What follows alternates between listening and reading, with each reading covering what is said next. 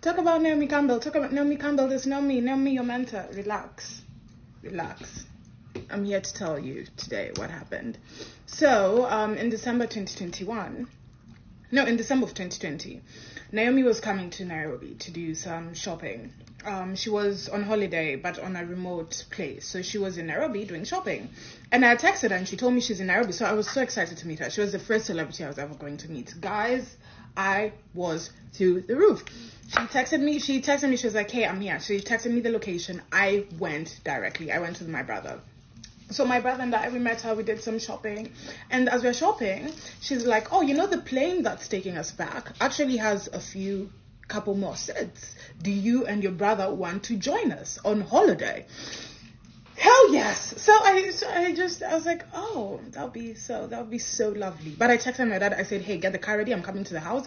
We are going to the airport in an hour to meet Naomi Campbell so she can take me on vacation. So we go on vacation. We had like a very nice vacation. Naomi took care of me the whole entire time.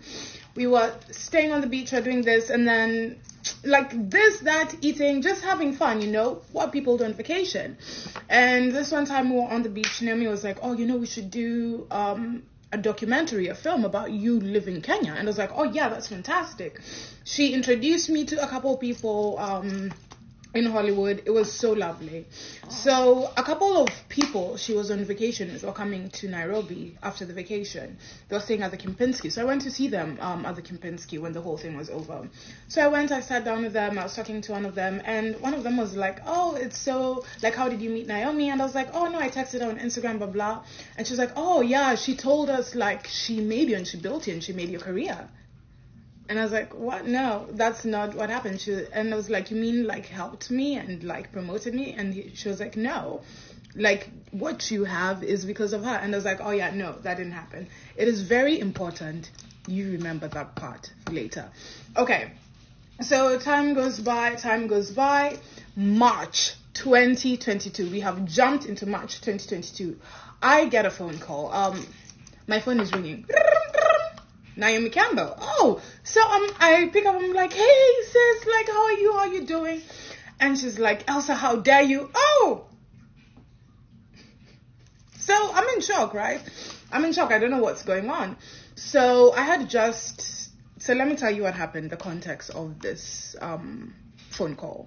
So I had just finished the previous year I had done a documentary on my life, about bullying, about growing up with colorism, all these things, about comedy, where I fell in love with comedy.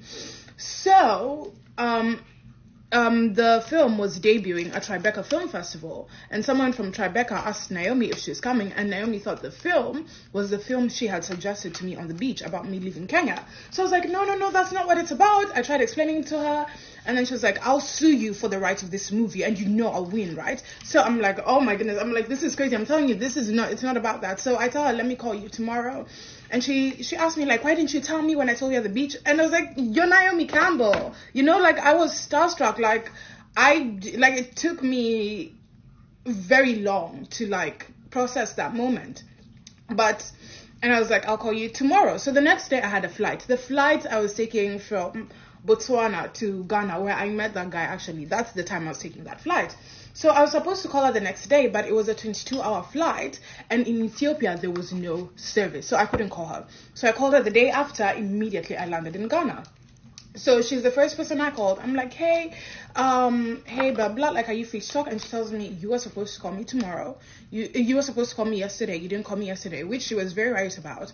And she said, I have the Met Gala, and she was like, this is the last time I'm speaking to you. Have a nice life. And she hung up, which I was very saddened by the situation, right? But I was like, if that's how she truly feels, because I respect people's space. So I was like, if that's how she truly feels, fine, it's okay. So I let it go. So after that, like a few months, things started going very badly for me. Things started going haywire. And I didn't think it was, I thought it was because of the situation, let me not lie. But I was like, you know, also it can be stressful. So I was like, let me go, because also having someone like Naomi Campbell not liking you in the industry is not a good thing. So I went to her, I apologized. I'd already apologized when the situation had happened, but I went and I apologized again and again. I started calling her, I started texting her, and then one day she just texted me and she was like, stop calling me. I have a child to take care of. So after that, I just said, okay, there's nothing I can do about it. I started drinking. That's why I even quit alcohol. I started drinking. I started drinking a lot. Yeah. And then, because I wasn't sure why things were going so wrong, and I couldn't put my finger on it. And then a few months later, I met Edward Enifo at a party, and Edward Enifo is one of, oh my goodness, he's one of the people I adore the most. So I was like, oh my goodness, that's Edward, I have to go say hi. So I go, I'm like, hey Edward, I'm such a big fan. And he looks at me, he's like, I know you. And then he said something that made me think the situation with Naomi was causing like some of the trials and tribulations I was currently going through. So I was like, you know what, I need to fix this. So I went to one of our mutual friends and I was like, hey, please, can you tell Naomi, because I knew they were going on holiday together. So I was like, hey, can you please tell Naomi to text me? And she was like, yeah, I'll make sure, and blah, blah. So a couple of days went by, and then Naomi finally texted me, and she was like, yeah, I let that go a long time ago. I'm not one to hold a grudge. She sent me a very lovely text. She said, Happy New Year. So after that happened, this was the new year 2023. So after that happened, every single step I made, every single move I made, I told Naomi. Every single thing I did, I told Naomi. I would breathe. I tell Naomi whether she would reply or not. I would send her a message because I didn't want what happened to happen again. And after some time, after a few weeks, I called my mom and I was like, this isn't normal. This doesn't feel healthy. It kind of feels, you know, it doesn't feel too nice. There's nothing healthy or normal about this. And I was like, I don't want to be in a situation like this.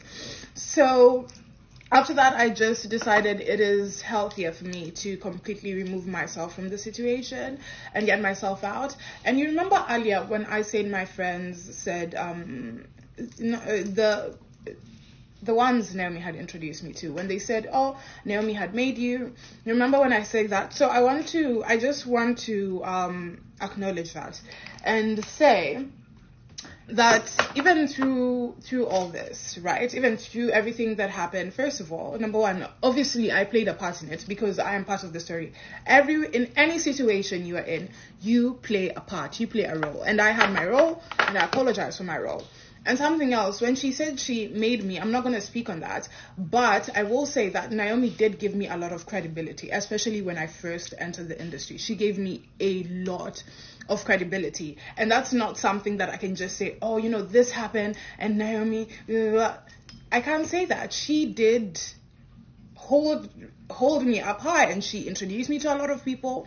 She made me feel special. She did a lot of things for me. So I wouldn't say she made me, but she did play a big role in a lot of the things that I did in that space during that time. So yeah, me and her, we're not friends, we're not enemies, we're not anything, just not really in association. So we're just strangers.